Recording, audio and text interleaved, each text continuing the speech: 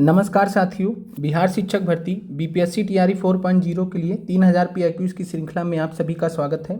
आज हम episode number 36 लेकर आए हैं, जिसमें हम आपसे बात करेंगे बीपीएससी ऑडिटर की परीक्षा के बारे में, जो कि 2021 में हुई है। और यहाँ पर कुल मिलाकर 150 प्रश्न पूछे गए हैं। और ये जो बीपीएससी ऑडिटर की परीक्षा हुई है, इसमें बहुत ही अच्छे अच्छे प्रश्न आपको पूछे गए हैं आयोग के द्वारा। और इन प्रश्नों को जब आप अटेम्प्ट करेंगे तो आपको एक रियल टाइम बीपीएससी का जो एक पैटर्न होता है वो भी फील होगा। और इस एग्ज़ाम को हम दो पार्ट में कोशिश करेंगे कि 2 पार्ट में ये कंप्लीट हो जाए, क्योंकि बहुत ही लंबी पेपर भी है और साथ में बहुत अच्छे अच्छे प्रश्न भी यहाँ पर पूछे गए हैं हर एक सब्जेक्ट से।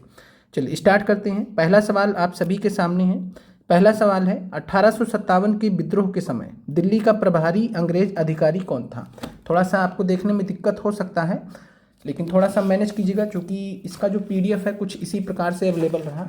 पहले नंबर प्रश्न का सही उत्तर क्या होगा, कमेंट कीजिए। 1857 का विद्रोह और उस समय दिल्ली का प्रभारी अंग्रेज अधिकारी कौन था? ये आपसे पूछा जा रहा है कि दिल्ली का प्रभार किस अंग्रेज अधिकारी के पास में था। ऑप्शन ए है जनरल हेविट, ऑप्शन बी है लेफ्टिनेंट हडसन, ऑप्शन सी है लेफ्टिनेंट बिलोकबाई, ऑप्शन डी है जॉन निकलसन। तो पहले प्रश्न की अगर हम बात करें तो यहाँ पर सबसे पहले हम जॉन निकलसन की बात करते हैं। और जॉन निकलसन के साथ में लेफ्टिनेंट हडसन, ये 2 व्यक्ति ऐसे व्यक्ति हैं जिनको दमनकर्ता के रूप में जाना जाता है। दिल्ली में विद्रोह का दमन किसने किया था? तो दमनकर्ता के रूप में जॉन निकलसन को और लेफ्टिनेंट हडसन को जाना जाता है। ये आपको ध्यान रखना है। इसके अलावा अगर हम बात करें लेफ्टिनेंट बिलोकबाई की, तो लेफ्टिनेंट बिलोकबाई की अगर हम बात करें तो 1857 की विद्रोह के दौरान, ध्यान दीजिएगा, 1857 की विद्रोह के दौरान जब क्रांतिकारी जब कब्जा करने के प्रयास में आगे बढ़ रहे थे, तब 1857 की विद्रोह के दौरान दिल्ली में बारूद का जो भंडार था, दिल्ली में बारूद का जो भंडार का जो फैक्ट्री था, जिसको शस्त्रागार आप कह सकते हैं, जिसको उस समय ग्रेट मैगजीन के नाम से जाना जाता था। अंग्रेजों का जो ग्रेट मैगजीन वाला क्षेत्र था, जहाँ पर शस्त्रागार वगैरह रखे थे, गोली बारूद वगैरह रखा था, ग्रेट मैगजीन, उसको लेफ्टिनेंट बिलोकबाई ने खुद से ऑर्डर देकर, आदेश देकर इसको उड़वा दिया था। मतलब इसको ब्लास्ट करा दिया। क्यों ब्लास्ट करा दिया? ताकि ये चीज़ें क्रांतिकारियों के हाथ में ना पहुंच पाए, क्योंकि क्रांतिकारियों को अगर ये सब गोला असला बारूद वगैरह मिल जाते तो क्रांति में कह सकते हैं कि अंग्रेजों की स्थिति कमज़ोर हो सकती थी। और चूंकि पूरा जो केंद्र था, सेंटर था, वो दिल्ली ही था उस समय, इस वजह से लेफ्टिनेंट बिलोकबाई का जो ये योगदान है अंग्रेजी हुकूमत के लिए, इसको याद किया जाता। तो याद रखिएगा, ग्रेट मैगजीन जो वहाँ पर शस्त्रागार था, जहाँ पर गोला असला बारूद वगैरह रखा गया था, उसको खुद से आदेश देकर इसको ब्लास्ट करवा दिया था लेफ्टिनेंट बिलोकबाई ने, ताकि क्रांतिकारी इसका इस्तेमाल ना कर सके। ये आपको क्लियर हो गया। अब हम बात करते हैं जनरल हैबिट के बारे में। तो जनरल हैबिट के बारे में आपको क्या ध्यान रखना है? तो जनरल हैबिट के बारे में आपको ये ध्यान रखना है कि जब 1857 की क्रांति मेरठ में शुरू हुई थी, तो मेरठ डिवीजन को कौन देख रहा था, किसके अंडर में था? तो ये जनरल हैबिट था। तो मेरठ डिवीजन जो था, मेरठ वाला जो क्षेत्र था, वो जनरल हैबिट के अंडर में था। ये आपको ध्यान रखना है। तो जॉन निकलसन और लेफ्टिनेंट हडसन दिल्ली में दमनकर्ता के रूप में याद रखना है। और साथ में लेफ्टिनेंट बिलोकबाई का हमने बता दिया कि इन्होंने जो है ग्रेट मैगजीन को ही ब्लास्ट करवा दिया था, जिससे क्रांतिकारियों को मदद न मिल सके। इस प्रश्न का उत्तर जो बीपीएससी ने माना है, वो माना है ऑप्शन ई। अब इसमें बीपीएससी ने ये तो क्लियर नहीं किया कि कौन सा विकल्प यहाँ पर हो सकता है, लेकिन अभी तक हमने जो जितना इस प्रश्न को आपको एक्सप्लेन किया है, उसके हिसाब से आप समझ सकते हैं कि उपयुक्त में से कोई नहीं यहाँ पर इस प्रश्न का राइट आंसर होगा। तो नन ऑफ दिस इस प्रश्न का राइट आंसर होगा हमारे हिसाब से। चूंकि बीपीएससी का एक दिक्कत है, जो भी ऑप्शन 5वां ऑप्शन होता था, इसमें क्लियर नहीं करता था कि कौन सा है, ये वाला पार्ट है या ये वाला पार्ट है। लेकिन हमने आपको एक्सप्लेन कर दिया एक एक करके। दिल्ली का प्रभारी अंग्रेज अधिकारी यहाँ पर पूछा जा रहा है, जैसे कि अभी हम आगे भी एक प्रश्न देखेंगे इससे रिलेटेड। तो यहाँ पर इस प्रश्न का आंसर आप उपयुक्त में से कोई नहीं। अब इसका आंसर क्या हो सकता है संभावित? तो हमारे हिसाब से कर्नल रिप्ले करके एक व्यक्ति थे, कर्नल रिप्ले को आप दिल्ली का प्रभारी अंग्रेज अधिकारी के रूप में समझ सकते हैं। इनकी हत्या कर दी गई थी जब विद्रोही पहुंचे थे। तो इनके कमांड में था और इनकी हत्या कर दी गई थी। तो आप कहीं एग्जैक्टली इस प्रश्न का उत्तर हमें मिला नहीं है, लेकिन कर्नल रिप्ले जहाँ तक हमें लग रहा है इनकी हत्या भी कर दी गई थी। यही दिल्ली के प्रभारी अंग्रेज अधिकारी थे। और जब इनकी हत्या कर दी गई तब सेनापति के रूप में जॉन निकल्सन को भेजा गया, लेफ्टिनेंट हडसन को भेजा गया दिल्ली को रिकैप्चर करने के लिए। ठीक है, तो इसलिए दिल्ली का प्रभारी अंग्रेज अधिकारी आप जॉन निकल्सन या लेफ्टिनेंट हडसन को नहीं मान सकते हैं। लेफ्टिनेंट बिलकबाई का हमने आपको बताया कि ये जो है शस्त्रागार था या जो ग्रेट मैगजीन था उसको ये देख रहे थे, इनके अंडर में था। लेफ्टिनेंट हडसन का हमने आपको हैबिट का बता दिया हमने, मेरठ में था। तो ये पहले नंबर प्रश्न में आंसर यहाँ पर नन ऑफ दिस होगा। कर्नल रिप्ले संभावित आंसर हो सकता है। चलिए अगला प्रश्न है, दिल्ली दरबार के समय भारत का वायसराय कौन था? तो ये सब प्रश्न आपके लिए बहुत आसान हो चुके हैं। दिल्ली दरबार के समय, अब यहाँ पर दिल्ली दरबार में पहला दूसरा तीसरा कुछ नहीं लिखा है, यहाँ पर भी बीपीएससी की गलती है, थोड़ा सा वर्ष वगैरह लिख देना चाहिए, क्योंकि दिल्ली दरबार तीन हुए हैं। पहला दिल्ली दरबार कब हुआ था? 1 जनवरी 1877, और इसी 1 जनवरी 1877 का जो पहला दिल्ली दरबार है इसी का आपसे प्रश्न में पूछा जा रहा है। तो 1 जनवरी 1877 को दिल्ली दरबार के समय भारत का वायसराय कौन था? तो ये सभी को मालूम है, लॉर्ड लिटन। लॉर्ड लिटन का कार्यकाल 1876 से 1880 के बीच में था। क्लियर है? अगले प्रश्न पर चलते हैं। बाकी हमने बहुत सारी चीज़ें लिटन के बारे में डिस्कस किया है, अगर आपको ध्यान है मालूम है तो आप कमेंट कर सकते हैं। इससे पहले भी हमने बहुत डिस्कस किया। लॉर्ड रिपन 1880 से 84 भारत में स्वशासन के जनक। इल्बर्ट बिल विवाद वगैरह इन्हीं के समय में आया था। तो दूसरे नंबर प्रश्न का राइट आंसर आपका बी है।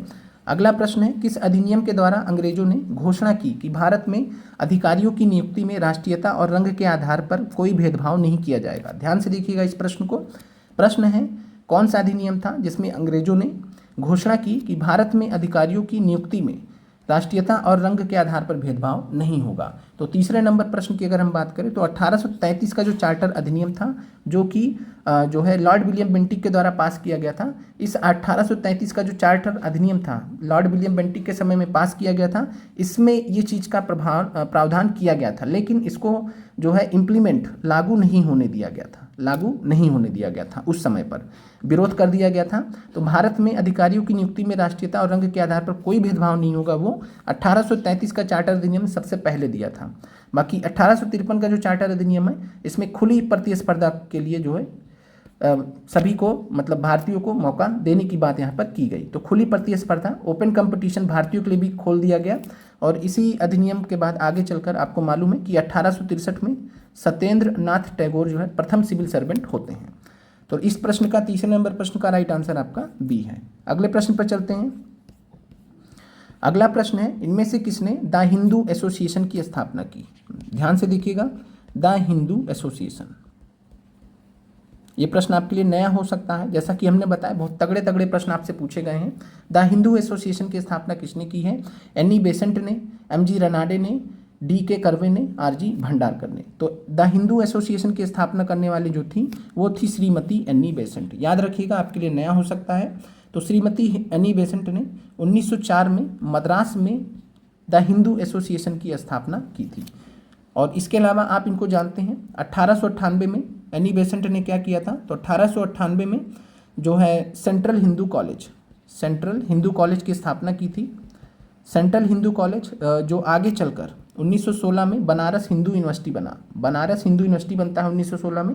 तो इस सेंट्रल हिंदू कॉलेज की स्थापना 1898 में ही श्रीमती एनी बेसेंट ने कर दी थी। राइट आंसर चौथे नंबर प्रश्न का ए है। अगले प्रश्न पर चलते हैं। पीडीएफ में थोड़ा सा दिक्कत हो सकता है पढ़ने में आपको, इसलिए हम आपको अपनी तरफ से पढ़ दे रहे हैं अच्छे से। चलिए, सूची आपको मिलाना है कि कौन किस में सुमेलित होगा। इल्बर्ट बिल किसके समय में आया है? द्वितीय अफगान युद्ध किसके समय में आया है? धार्मिक अयोग्यता अधिनियम किसके समय में आया है? प्राचीन स्मारक अधिनियम किसके समय में आया है? पांचवा नंबर प्रश्न देखिए।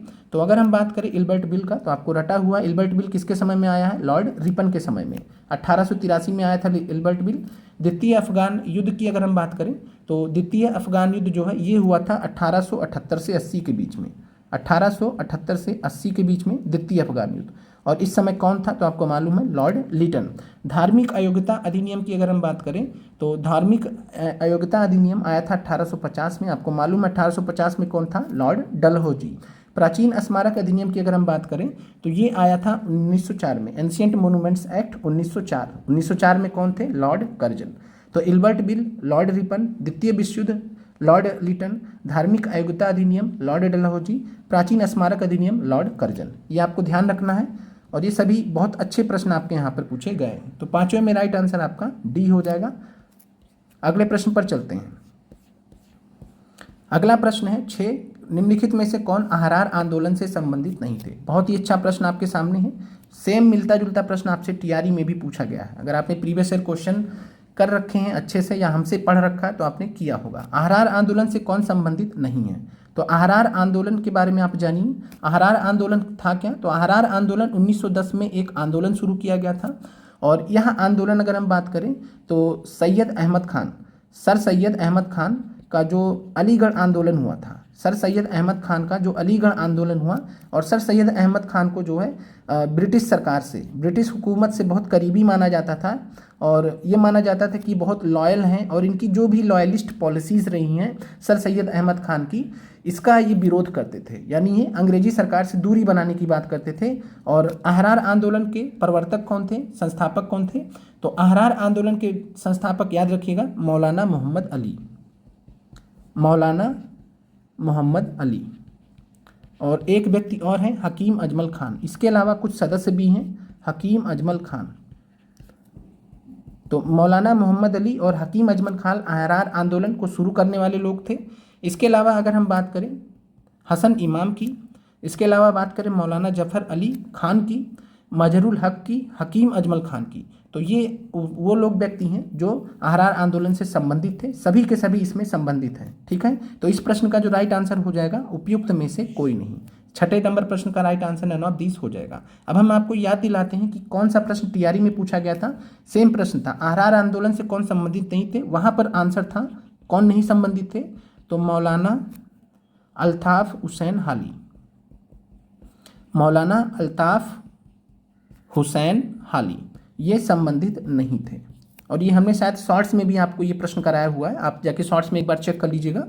तो मौलाना अल्ताफ हुसैन हाली याद रखिएगा ये संबंधित नहीं थे अहरार आंदोलन से, ये टीआरई में पूछा गया था। लेकिन यहाँ पर जितने भी सदस्य हैं ये सभी के सभी जो है संबंधित हैं, इसलिए राइट आंसर आपका नन ऑफ दीस हो जाएगा। अभी तक के प्रश्नों से आपको अंदाजा लग गया होगा, जबरदस्त लेवल का प्रश्न पत्र है ये। चलिए अगला प्रश्न है 7वां नंबर, मिलान करना है आपको कार्यानंद शर्मा का, यदुनंदन शर्मा का, जमुना कारजी का, राहुल सक्कित्यान का। तो राहुल सक्कित्यान के बारे में आप जो है इस स्थान को रट लीजिए। राहुल सक्कित्यान की अगर हम बात करें तो ये अंबारी सत्याग्रह के लिए या अन्नवारी सत्याग्रह के लिए इनको जाना जाता है। तो अंबारी सत्याग्रह या अम्वारी सत्याग्रह के लिए इनको जाना जाता है। तो डी में 3 कर दीजिए, अन्नवारी कर दीजिए। कार्यानंद शर्मा की अगर हम बात करें तो कार्यानंद शर्मा का जो कार्य क्षेत्र है वो मुंगेर था। यदुनंदन शर्मा की अगर हम बात करें तो यदुनंदन शर्मा का गया था, जमुना कारजी का सारण था और राहुल सक्कित्यान का अन्वारी था। ये आपको ध्यान रखना है। तो 2, 1, 4, 3 इस तरीके से भी प्रश्न आपसे पूछे गए हैं। अच्छा प्रश्न है। कार्यानंद शर्मा मुंगेर में, और मुंगेर में बरहिया ताल आंदोलन भी इन्होंने लीड किया था। तो याद रखिएगा कार्यानंद शर्मा मुंगेर में बरहिया ताल आंदोलन 1936 में बरहिया ताल आंदोलन हुआ था। यदुनंदन शर्मा गया देख रहे थे, जमुना कारजी सारण देख रहे थे, राहुल सक्कित्यान जो है अन्वारी देख रहे थे। तो 2, 1, 4, 3 आंसर इस प्रश्न का हो जाएगा। 2, 1, 4, 3 यानी कि सी इस प्रश्न का राइट आंसर हो जाएगा। अगला प्रश्न आपके सामने है। अच्छा प्रश्न फिर से, निम्नलिखित में से कौन एक सही सुमेलित नहीं है। Sachchidanand Sinha Indian people, S.A. Dange Navyug, Mohammad Ali comrade, doctor Rajendra Prasad India divided. तो doctor Rajendra Prasad India divided इनकी पुस्तक है, आपको मालूम है। मोहम्मद अली ने कॉमरेड पत्रिका शुरू की थी, ये भी आपको मालूम है। अब हम बात करते हैं सच्चिदानंद सिन्हा की। तो सच्चिदानंद सिन्हा इंडियन पीपल में ये लिखते थे। इंडियन पीपल नाम की एक मैगजीन हुआ करती थी, इसमें इनके लेख भी हैं जिसके लिए फेमस हुए थे। और इन्होंने कौन सा लेख लिखा था वो भी आपको मालूम होना चाहिए। तो सच्चिदानंद सिन्हा ने इंडियन पीपल नाम की मैगजीन में 1903 में एक लेख लिखा था जो बहुत फेमस हुआ था उस समय। और उस मैगजीन में इन्होंने वाइट मैंस बर्डन का कॉन्सेप्ट दिया था। आपने पढ़ा होगा कि वाइट मैंस बर्डन का एक प्रश्न भी आपसे बीपीएससी ने पूछा गया है कि वाइट मैंस बर्डन की अवधारणा किसने स्पष्ट किया था। तो वाइट मैन बर्डन की कॉन्सेप्ट जो है ये सच्चिदानंद सिन्हा ने अपना इसी इंडियन पीपल नामक मैगजीन में समझाया है, बताया है। तो ये भी आपका सही है। गलत आपका जो है S.A. डांग है। S.A. डांग नवयुग से जुड़े नहीं थे। नवयुग की अगर हम बात करें तो नवयुग से जो व्यक्ति जुड़े थे वो जुड़े थे मुजफ्फर अहमद।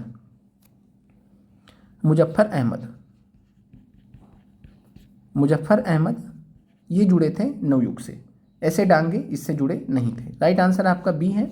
अगला है काकोरी ट्रेन डकैती से संबंधित नहीं थे। अगेन बहुत अच्छा प्रश्न है। काकोरी ट्रेन डकैती कब हुई थी? तो ये हुई थी 9 अगस्त 1925 को। तो 9 अगस्त 1925 को राम प्रसाद बिस्मिल और अशफाकुल्ला खान के नेतृत्व में काकोरी ट्रेन एक्शन को अंजाम दिया गया था। तो राम प्रसाद बिस्मिल, अशफाकुल्ला खान जो है अगर हम बात करें तो ये इनके नेतृत्व में किया गया था। रोशन सिंह की अगर हम बात करें तो रोशन सिंह को जो है गोंडा में फांसी दी गई थी, ये भी इससे जो है इसमें शामिल थे। सुखदेव की अगर हम बात करें तो ये काकोरी ट्रेन एक्शन से शामिल नहीं थे। तो याद रखिएगा राइट आंसर आपका जो है यहाँ पर जो है थोड़ा सही कर लीजिएगा। राम प्रसाद बिस्मिल की अगर हम बात करें तो इनको गोरखपुर में फांसी दी गई थी। रोशन सिंह की अगर हम बात करें तो इनको इलाहाबाद में, प्रयागराज में दी गई थी, ये आप ध्यान रखिएगा। इसके अलावा राजेंद्र लाहिड़ी को गोंडा में फांसी दी गई थी। राजेंद्र लाहिड़ी को गोंडा में फांसी दी गई थी। अशफाकुल्ला खान आपके लिए छोड़ के जा रहे हैं। तो इस प्रश्न का राइट आंसर सुखदेव है। सुखदेव इससे जुड़े नहीं थे। सुखदेव किससे जुड़े हुए थे? तो ये भी आपको ध्यान रखना चाहिए। लाहौर षड्यंत्र केस में, यहाँ पे अलग से हम लिख दे रहे हैं, लाहौर षड्यंत्र केस। लाहौर षड्यंत्र केस जो कि 1929 के था, जिसमें सैंडर्स की हत्या कर दी थी लाहौर स्टेशन पे। किसने किसने किया था? तो इसमें आरोप जो लगा था वो लगा था भगत सिंह पर, राजगुरु और सुखदेव पर, जिसके लिए इन लोग को फांसी भी हुआ था। तो सुखदेव का हमने आपको कनेक्ट कर दिया। राइट आंसर डी है, ये संबंधित नहीं थे। अगला है कौन सा एक सही सुमेलित नहीं है? चौरी चौरा कांड 1920, गांधी जी की दांडी यात्रा 1930, गांधी इरविन समझौता 1931, पूना पैक्ट 1932। ये सभी आपने अच्छे से पढ़ रखे हैं। पूना पैक्ट आप सभी को मालूम है 24 सितंबर 1932 को साइन किया गया था। गांधी इरविन समझौता 5 मार्च 1931 को हुआ था। गांधी जी की दांडी यात्रा जो है 12 मार्च से 6 अप्रैल तक हुई थी। 24 दिनों की, 12 मार्च से 6 अप्रैल की दांडी यात्रा 1930 में हुई थी। चौरी चौरा कांड जो है ये 1922 में हुआ था। ये गलत है आपका। तो चौरी चौरा कांड की अगर हम बात करें तो ये आपका जो है 4 फरवरी 1922 को गोरखपुर का एक गांव था चौरी चौरा, वहाँ पर ये कांड हुआ था। इसके वजह से असहयोग आंदोलन को गांधी जी को 12 फरवरी को वापस लेना पड़ा था। तो 4 फरवरी यहाँ पर 1922 होना चाहिए, यही आपका गलत है। अगला प्रश्न है बिहार के किस क्षेत्र में फतेह शाही विद्रोह हुआ था? अच्छा प्रश्न आपके सामने है। बाकी 5 ऑप्शन आप देख ही रहे हैं तो इसको हम थोड़ा बड़ा कर दे रहे हैं। बिहार के किस क्षेत्र में फतेह शाही विद्रोह हुआ था? हमने आपको पढ़ाया है बिहार का विद्रोह, बिहार का 1781 का विद्रोह। और ये बिहार का 1781 का विद्रोह में हमने आपको पढ़ाया है फतेह शाही ने विद्रोह किया था, राजा फतेह शाही ने विद्रोह किया था, वहीं से ये प्रश्न है। तो बिहार का 1781 का जो विद्रोह है ये जो है राजा चैत सिंह का बनारस विद्रोह से प्रभावित था। राजा चैत सिंह का बनारस विद्रोह 1781 के जस्ट बाद हुआ है, उससे प्रभावित था। हमने आपसे डिटेल में बनारस विद्रोह के बारे में चर्चा किया है कि राजा चैत सिंह जो कि बनारस के राजा थे वो लड़ गए थे किससे? तो लॉर्ड जो है वारेन हेस्टिंग से। वारेन हेस्टिंग जो उस समय बंगाल का गवर्नर जनरल हुआ करता था, तो उससे लड़ गए थे ये। और उसके बाद फिर बिहार में 1781 का विद्रोह होता है राजा फतेह बहादुर शाही के नेतृत्व में। और राजा फतेह बहादुर शाही की अगर हम बात करें तो इन्होंने सारण वाले क्षेत्र में जो है इनको बहुत सारे जो जमींदार थे उन्होंने इनको सपोर्ट किया था। तो सारण यहाँ पर आपका राइट आंसर हो जाएगा फतेह बहादुर शाही के संबंध में। इस प्रश्न का राइट आंसर 11 में सी है। और ये सभी प्रश्न आपको हम फाइनल आंसर की से बता रहे हैं। यहाँ पर एक चीज़ आपको और ध्यान रखना, फतेह बहादुर शाही आपसे पूछ सकता है कहाँ के जमींदार या राजा थे? तो ये हुसेपुर के थे, आज के गोपालगंज में पड़ता है। तो हुसेपुर के ये राजा थे या जमींदार थे, आज के गोपालगंज में पड़ता है। आगे बढ़ते हैं, अगला प्रश्न अगेन बहुत अच्छा सवाल है। किस महीने में पीर अली ने पटना में अंग्रेजों के खिलाफ विद्रोह की शुरुआत की थी? डिटेल में हमने आपको पढ़ा रखा है कि पीर अली ने जो कि पुस्तक विक्रेता थे, पटना में अंग्रेजों के खिलाफ विद्रोह की शुरुआत कब की थी? तो कब किया था इन्होंने? तो इन्होंने किया था 3 जुलाई 1857 को। 3 जुलाई 1857 को इन्होंने विद्रोह किया था। तो पटना में विद्रोह कब शुरू हुआ? 3 जुलाई 1857 को। ठीक है, तो जुलाई 1857 इस प्रश्न का राइट आंसर हो जाएगा। इसके अलावा 7 जुलाई 1857 को इनको सरेआम फांसी दी गई थी। 7 जुलाई 1857 को पीर अली को उनके साथियों के साथ में फांसी दे दी गई थी पटना में। और फांसी दी किसने थी? तो पटना का जो कमिश्नर था जिसका नाम था विलियम टेलर। पटना का जो कमिश्नर था विलियम टेलर, इसने सरेआम फांसी दिलवाई थी ताकि फिर कोई विद्रोह ना हो। तो 12 नंबर प्रश्न का राइट आंसर सी है। अगले प्रश्न पर चलते हैं। अभी तक आप जो भी अभ्यर्थी हमसे पढ़ाई कर रहे होंगे, आप सभी ने इस चीज़ को देखा होगा कि जो कोई भी हम आपसे पेपर्स डिस्कस करते हैं, कुछ भी करते हैं, तो आप बहुत हद तक देखते हैं कि जो जीएस के ज़्यादातर जो प्रश्न हैं आपको रिलेटेबल लगते हैं, कि ज़्यादातर प्रश्न तो हमने आपको पहले से करा रखे हैं। तो हमारे कहने का मतलब यही है कि जिस तरीके से भी हमने आपको पढ़ाया है, जो जो कंटेंट हमने आपको दिया, उस पर विश्वास करके अच्छे से तैयार कर पढ़ जाइए। आप सिविल सर्विसेज तक का एग्ज़ाम अच्छा कर सकते हैं। यहाँ पे तो टीआरई की बात हो रही है, आप आराम से टीआरई 4 के सभी प्रश्न कर ले जाएंगे जीएस का, ये हमारा आपसे वादा है। साथ में करंट अफेयर्स का भी हमारा प्रयास रहेगा कि सारे प्रश्न आपके लड़ जाएं। अगला प्रश्न भी आपके लिए बहुत आसान है। बिहार किसान सभा की स्थापना कब हुई है? बताइए। बिहार किसान सभा की स्थापना हमने आपको क्या पढ़ाया है? नवंबर 1929। नवंबर 1929 सोनपुर का मेला, सोनपुर मेला कहाँ पर? सारण जिले में। तो सारण जिले में सोनपुर का मेला नवंबर 1929 में, जहाँ पर जो है सहजानंद सरस्वती जी ने बिहार किसान सभा की स्थापना की थी। जदुनंदन शर्मा, कार्यानंद शर्मा वगैरह भी इस जो है किसान सभा से जुड़े थे। तो बिहार किसान सभा की स्थापना 1929 में स्वामी सहजानंद सरस्वती ने सोनपुर में की थी, सोनपुर मेले के दौरान की थी, सारण में की थी। ये आपको ध्यान रखना है। अगले प्रश्न पर चलते हैं, ये भी हमने आपसे डिस्कस किया है। चलिए अगला प्रश्न है, बिहार कांग्रेस कमेटी के पहले अध्यक्ष कौन थे? चलिए, बिहार कांग्रेस कमेटी के पहले अध्यक्ष कौन थे?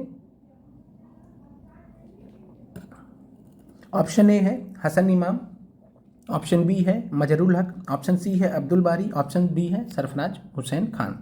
तो 14 नंबर प्रश्न की अगर हम बात करें तो बीपीएससी ने इसका जो आंसर माना है, फाइनल आंसर जो माना है वो माना है हसन इमाम। थोड़ा सा यहाँ पर समझ लीजिए, कन्फ्यूजन भी आपको हो सकता है। हसन इमाम इस प्रश्न का आंसर माना है। अब यहाँ पर बिहार कांग्रेस कमेटी, मतलब कुछ इस रेस्पेक्ट में आप समझ लीजिए कि कांग्रेस की जो बिहार लेवल पे जो कमेटी है उसकी यहाँ पर बात की जा रही है।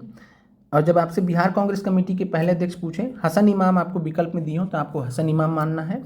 लेकिन इसके अलावा अगर आपको जो है दिया हो यहाँ पर कि बिहार प्रोविंशियल कांग्रेस कमेटी, जब अगर आपसे बिहार प्रोविंशियल कांग्रेस कमेटी देगा तो हमने आपको पढ़ाया हुआ कि 1908 में जो है सोनपुर में इसकी स्थापना हुई थी और पटना में इसका पहला सत्र हुआ था। पटना में इसका पहला सत्र हुआ था, सोनपुर में स्थापना हुई थी बीपीसीसी की, बिहार प्रोविंशियल कांग्रेस कमेटी। चूंकि एग्जैक्टली ये नहीं पूछा प्रश्न में, तो बिहार प्रोविंशियल कांग्रेस कमेटी 1908 में स्थापना हुई, सोनपुर में स्थापना हुई, पटना में इसका पहला सत्र मनाया गया था और पहले सत्र की जो अध्यक्षता की थी वो की थी सैयद अली इमाम। ये हमने आपको नोट्स में भी दिया है, सैयद अली इमाम, हमने यूट्यूब पर पोस्ट भी किया था। तो सैयद अली इमाम आपको मानना है जब आपसे बिहार प्रोविंशियल कांग्रेस कमेटी के पहले अध्यक्ष पूछेगा, पहले सत्र का।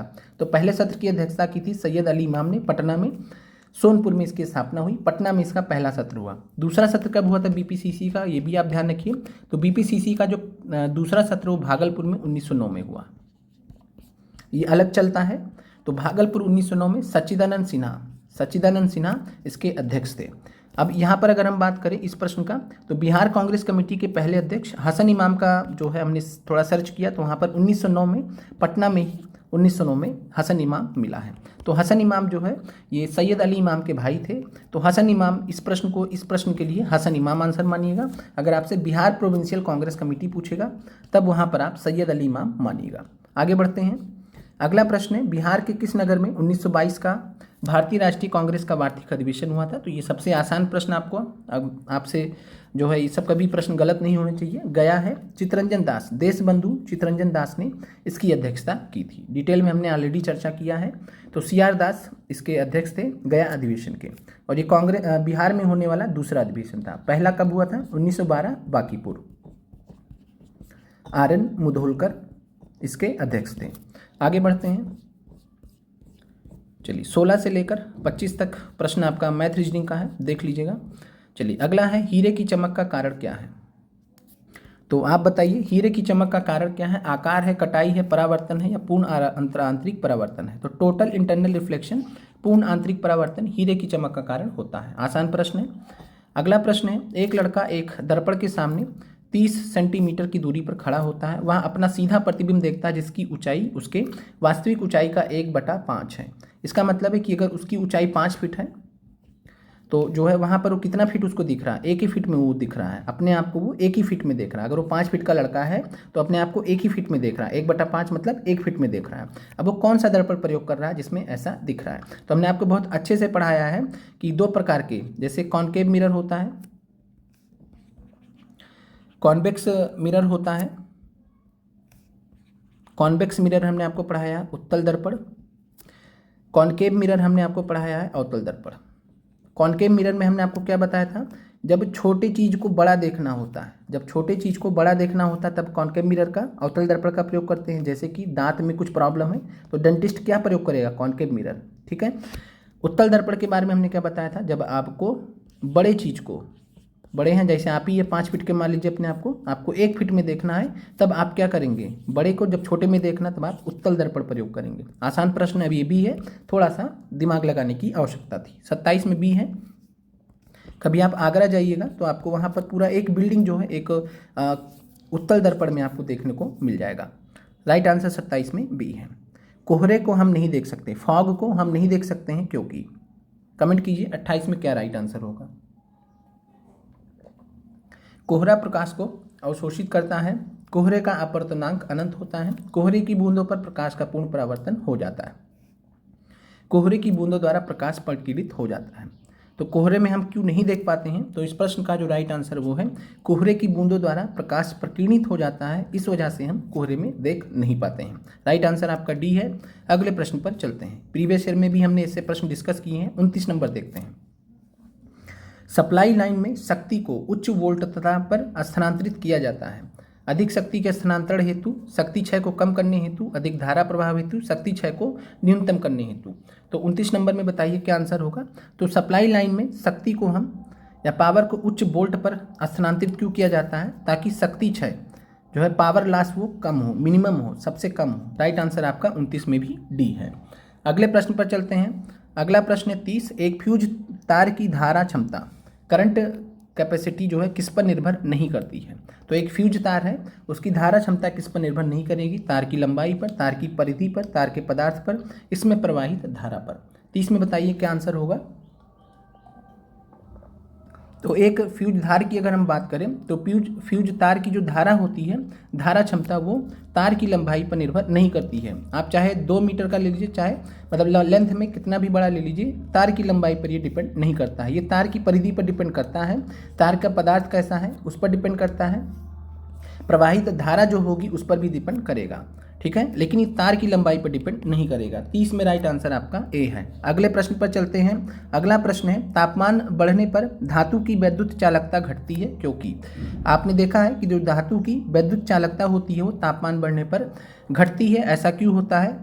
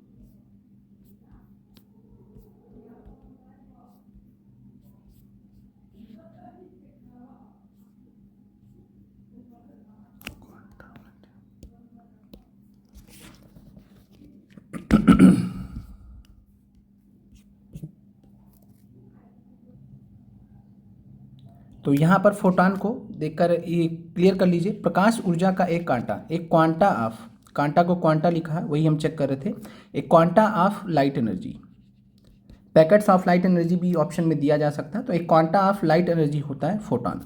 तो 34 में राइट आंसर आपका ए हो जाएगा। अब हम आगे देख लेते हैं 35 नंबर। रेडियो सक्रियता दर्शाने वाला हल्का तत्व कौन सा होता है।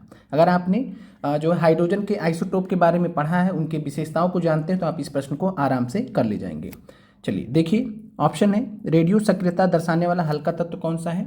Hydrogen, deuteron, tritium, helium. हमने आपको जो है हिंट दे दिया है कि हाइड्रोजन का आइसोटोप है, तो हाइड्रोजन तो होगा नहीं, हीलियम भी नहीं होगा। ट्राइटियम और ड्यूटेरॉन में क्या होगा? तो ट्राइटियम की अगर हम बात करें तो 35 में राइट आंसर आपका सी है। ट्राइटियम जो होता है ये रेडियो सक्रियता को दर्शाता है, ये रेडियो सक्रिय आइसोटोप है हाइड्रोजन का। बीटा निगेटिव जो पार्टिकल्स होते हैं इनको ये इमिट करता है। तो ट्राइटियम इस प्रश्न का राइट आंसर हो जाएगा। ट्राइटियम रेडियो एक्टिव आइसोटोप है हाइड्रोजन का। आगे बढ़ते हैं। भारत में पाया जाने वाला टाइटेनियम युक्त खनिज कौन सा है? 36 नंबर में बताइए कि बॉक्साइट है, डोलोमाइट है, चाल्कोपाइराइट है या इल्मेनाइट है। तो टाइटेनियम युक्त खनिज कौन सा है? बॉक्साइट में अगर बात करें तो एल्युमिनियम से रिलेटेड होता है। बाकी चाल्कोपाइराइट की अगर हम बात करें तो ये जो है कॉपर से रिलेटेड हो सकता है, चेक कर लीजिएगा। इस प्रश्न का जो राइट आंसर है वो आपका इल्मेनाइट है। डोलोमाइट एक बार चेक कर लीजिएगा। तो राइट आंसर इस प्रश्न का 36 में डी है। भारत में पाया जाने वाला टाइटेनियम युक्त जो खनिज है वो इल्मेनाइट है, इल्मेनाइट है। 36 में राइट आंसर आपका डी है। 37 नंबर है किस एंजाइम की उपस्थिति में ग्लूकोज या फ्रक्टोज C2H5OH में कन्वर्ट हो जाता है, यानी अल्कोहल में कन्वर्ट हो जाता है। तो ग्लूकोज या फ्रक्टोज अल्कोहल में कन्वर्ट किस एंजाइम की उपस्थिति में होता है? इन्वर्टेज के। ये भी प्रश्न हमने आपको डिस्कस किया है एनसीईआरटी में, जाइमेज के उपस्थिति में या माल्टेज के। तो इस प्रश्न का राइट आंसर 37 नंबर का है बी, जाइमेज। जाइमेज की उपस्थिति में ग्लूकोज या फ्रक्टोज अल्कोहल में कन्वर्ट हो जाता है। अल्कोहल का फार्मूला है ये C2H5OH। अगला प्रश्न आपका है जिलेटिन का बहुधा उपयोग आइसक्रीम बनाने में क्यों किया जाता है? तो ऑप्शंस आपके सामने हैं, देखिए क्या आंसर होगा। कोलाइड बनने से रोकने में, कोलाइडो को अस्थायी करने में तथा क्रिस्टल बनने से रोकने में, मिश्रण को अस्थायी करने में, सुगंधित करने में। तो जिलेटिन का जो उपयोग होता है वो कोलाइडो को अस्थायी करने में तथा क्रिस्टल बनने से रोकने के लिए होता है। तो जिलेटिन का राइट आंसर यहाँ पर हो जाएगा आइसक्रीम इसमें बनाने के लिए, ताकि कोलाइड्स जो भी बनते हैं वो अस्थायी हो जाएं और क्रिस्टल बनने से रोकने में, क्रिस्टल ना बने, क्योंकि क्रिस्टल बनेगा तो आइसक्रीम जमेगा नहीं। तो कोलाइडो को अस्थायी करने में, सेट करने में, ताकि जमने में आसानी हो और क्रिस्टल ना बने। अगला प्रश्न आपका है कौन सा एक कोलाइड नहीं है? अच्छा प्रश्न आपके सामने है, ये भी हमने आपसे डिस्कस किया ऐसे प्रश्न। तो 39 नंबर देखिए, दूध है, रक्त है यानी मिल्क है, ब्लड है, घी है, मक्खन है, बटर है। यहाँ पे कोलाइड कौन सा नहीं है? तो घी आपको मालूम है कि ये कोलाइड नहीं है, घी यहाँ पर कोलाइड नहीं है। राइट आंसर आपका 39 में सी है। अगला है दो रंगहीन गैसों को मिश्रित करने पर गहरे भूरे रंग की गैस बनती है, ये गैस कौन सी है? आपको मालूम होगा, हमने आपको पढ़ा रखा है कि गहरे भूरे रंग की जो गैस होती है किसकी होती है? वो NO2 की होती है, नाइट्रोजन डाइऑक्साइड की। अब आप देख लीजिए नाइट्रोजन डाइऑक्साइड किन दो गैसों के मिलने से बन सकता है? इससे तो नहीं बनेगा, इससे भी नहीं बनेगा, NO और O2 से बन सकता है। तो राइट आंसर आपका सी है, NO और O2। 40 में राइट आंसर आपका सी है। इससे इन दोनों गैसों के मिलने से NO2 गैस बनती है। और ये दोनों गैसें कैसी हैं? ये रंगहीन हैं, NO भी और ऑक्सीजन भी। तो राइट आंसर आपका जो है यहाँ पर NO2 गैस यहाँ पर आंसर होगा, जो गहरे भूरे रंग की गैस होती है NO और O2 को मिलाने पर, सी आंसर है। अगला प्रश्न आपका है 41, निम्नलिखित में से किसका क्वथनांक बॉइलिंग पॉइंट सबसे अधिक होता है? H2O का, H2S का, H2SC का या H2TE का? तो 41 की अगर हम बात करें तो दिए गए विकल्पों में सब क्वथनांक जो है H2O का सबसे ज़्यादा है। बॉइलिंग पॉइंट कितना होता है H2O का? कमेंट कीजिएगा। अगले प्रश्न पर चलते हैं। तो राइट आंसर हो जाएगा इस प्रश्न में क्वथनांक सबसे अधिक किसका होता है? H2O का होता है। अगला प्रश्न है कीटाणुनाशक गैमेक्सिन निम्नलिखित में से किस पर आधारित होता है? तो एक कीटाणुनाशक होता है गैमेक्सिन जिसको बोलते हैं, और वो किस पर आधारित होता है? 42 नंबर प्रश्न है, और ये होता है बेंजीन हेक्साक्लोराइड पर। थोड़ा टफ प्रश्न है ये भी हम मानते हैं, लेकिन प्रीवियस ईयर क्वेश्चन के सेगमेंट है तो आपको ध्यान रखना चाहिए। आगे बढ़ते हैं। कौन सा यौगिक विंटर ग्रीन तेल कहलाता है? एक और तगड़ा प्रश्न है, विंटर ग्रीन तेल कौन सा कहलाता है? तो विंटर ग्रीन तेल की अगर हम बात करें तो 43 में जो मेथिल सेलिसिलेट होता है, मेथिल सेलिसाइलेट, तो मेथिल सेलिसाइलेट जो है ये विंटर ग्रीन ऑयल कहलाता है। राइट आंसर आपका 43 में डी है। अगला प्रश्न है यूरिया की पहचान किससे की जा सकती है? बायरूएट परीक्षण द्वारा, इसका पहला ऑप्शन ये है बायरूएट परीक्षण द्वारा, बेनेडिक्ट परीक्षण द्वारा, ल्यूकास परीक्षण द्वारा या मुल्किन परीक्षण द्वारा। तो इस प्रश्न का जो राइट आंसर माना है वो ई माना है, और संभवतः इस प्रश्न का right answer none of this माना है। यूरिया की पहचान की अगर हम बात करें तो यूरिया की पहचान जो है ब्लड यूरिया नाइट्रोजन टेस्ट से होती है, ब्लड यूरिया नाइट्रोजन टेस्ट से होती है, ये रक्त में यूरिया और नाइट्रोजन का पता लगाया जाता है पहला। दूसरा होता है कि यूरिया की पहचान जो है बाईयूरेट टेस्ट से होती है, बाईयूरेट, और इसका जो इंग्लिश वर्जन है हमने चेक किया तो वहाँ पर वो बाईयूरेट करके है, संभवतः नाम में गलती है, तो बाईयूरेट है, इसलिए ये उत्तर नहीं माना है, बाईयूरेट नहीं है, बाईयूरेट है। तो याद रखिएगा बाईयूरेट टेस्ट होता है यूरिया की पहचान के लिए। और रक्त में अगर हम बात करें तो जो है ब्लड यूरिया नाइट्रोजन टेस्ट होता है। इस प्रश्न का right answer none of this मान सकते हैं आप। बाईयूरेट, ये वर्डिंग गलत है, इंग्लिश में बाईयूरेट लिखा है, बाईयूरेट जैसा कोई टेस्ट नहीं होता है, ठीक है। क्या होता है? बाईयूरेट, ये आपका होता है यूरिया के लिए, ये दिया है तो इसलिए गलत है। बेनेडिक्ट परीक्षण की अगर हम बात कर लें तो बेनेडिक्ट परीक्षण जो है मूत्र में ग्लूकोज का पता लगाने के लिए होता है, मूत्र में ग्लूकोज का पता लगाने के लिए होता है। ल्यूकास परीक्षण की अगर हम बात करें तो ल्यूकास जो है अल्कोहल का पता लगाने के लिए होता है। और मुल्किन परीक्षण की बात करें तो जो नाइट्रो ग्रुप हैं, जो NO2 ग्रुप हैं, नाइट्रो ग्रुप हैं, उनका पता लगाने के लिए। तो राइट आंसर यहाँ पर नन ऑफ दिस मान सकते हैं। अगला है आजकल सर्वाधिक प्रचलित और सुरक्षित शक्कर का विकल्प कौन सा है? आर्टिफिशियल स्वीटनर के नाम से मशहूर भी है और ये है एस्पार्टेम, एस्पार्टेम। राइट आंसर आपका 45 में बी है। अगला है थैलेसेमिया एक अनुवांशिक रोग है जो कि प्रभावित करता है। तो थैलेसेमिया आपको मालूम है किससे रिलेटेड रोग है? तो ये ब्लड डिसऑर्डर है। राइट आंसर आपका ए है। अगले प्रश्न पे चलते हैं। एंटामीबा हिस्टोलेटिका की संक्रामक अवस्था होती है। टफ सवाल है, आंसर आपको बता दे रहे हैं, बाकी ऐसे सवालों में बहुत ज़्यादा आपको दिमाग नहीं लगाना है, नहीं मालूम है छोड़ दीजिए। एंटामीबा हिस्टोलिटा की संक्रामक अवस्था होती है। तो इस प्रश्न का राइट आंसर जो माना है BPSC ने वो हम आपको बता दे रहे हैं, 47 में ये बी माना है। परिपक्व पुटी होता माना है मेच्योर सिस्ट, जैसे सिस्ट वगैरह हो जाता है बॉडी में तो मैच्योर सिस्ट का ये होता है परिपक्व पुटी, जिसको हिंदी में बोलते हैं। तो ये एंटामीबा हिस्टोलेटिका की संक्रामक अवस्था होती है जब इसमें सिफ्ट वगैरह बन जाता है। अगला है निम्नलिखित में से कौन सा एक सत्य उभयचर जंतु नहीं है? ट्रू एम्फीबियन नहीं है। बहुत अच्छा प्रश्न आपके सामने है। ट्रू एम्फीबियन नहीं है, असली में एम्फीबियन नहीं है, उभयचर नहीं है। कछुआ, मेढक, टोड, सैलमंडर। सैलमंडर है, टोड है, मेढक है। कछुआ को जो है सत्य उभयचर जंतु नहीं माना जाता है, कछुआ को सरीसृप माना जाता है। याद रखिएगा आगे के लिए, बहुत अच्छा प्रश्न है। सरीसृप माना जाता है, रेप्टाइल माना जाता है, ठीक है। आगे बढ़ते हैं। निम्नलिखित में से कौन सा एक प्राणी है जिसमें रक्त नहीं होता परंतु वह श्वसन करता है? पढ़ाया हुआ हमने ये सवाल आपको NCERT में। तो कौन सा ऐसा प्राणी है जो रक्त नहीं होता, ब्लड नहीं होता, फिर भी वो रेस्पायर करता है, श्वसन करता है? और ये होता है हाइड्रा, हाइड्रा होता है। राइट आंसर आपका 49 में सी है। चलिए 50 नंबर सवाल देखते हैं। दीमक की आंत में सेलुलोज को पचाने के लिए निम्नलिखित में से क्या उपस्थित होता है? प्रोटोजोआ होता है, ईस्ट होता है, बैक्टीरिया होता है, शैवाल होता है? तो दीमक की आंत में सेलुलोज को पचाने के लिए जो है अगर हम बात करें तो ये उपस्थित होता है प्रोटोजोआ। राइट आंसर आपका 50 में ए है। बहुत अच्छा प्रश्न ये भी है। पक्षी अपने नाइट्रोजन युक्त बेकार पदार्थों को किस रूप में उत्सर्जित करते हैं? ये भी हमने आपसे NCERT में डिस्कस किया है।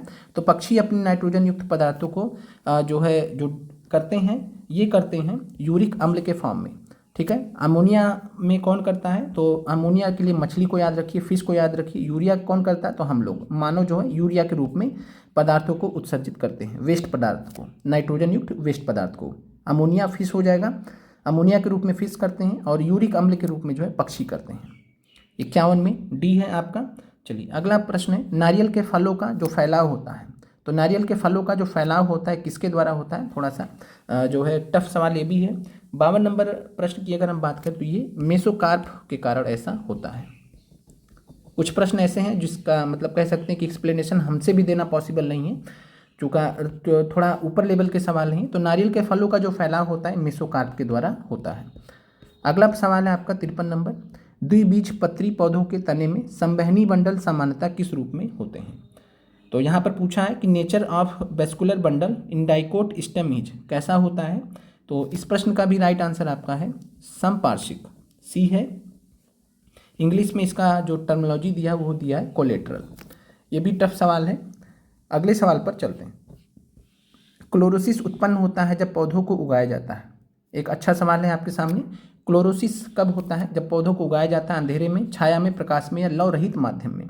तो जब माध्यम में आयरन नहीं होता है, लोहा नहीं होता है, लौ रहित माध्यम होता है, तब क्लोरोसिस उत्पन्न होता है। तो राइट आंसर आपका 54 में डी है।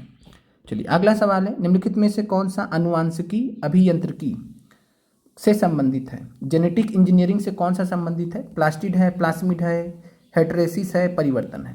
तो जेनेटिक इंजीनियरिंग से अगर हम बात करें तो ये संबंधित है प्लाज्मिड। प्लाज्मिड को जेनेटिक इंजीनियरिंग में इस्तेमाल किया जाता है। तो प्लाज्मिड को जेनेटिक इंजीनियरिंग में इस्तेमाल किया जाता है, इसको आप ध्यान रखिएगा।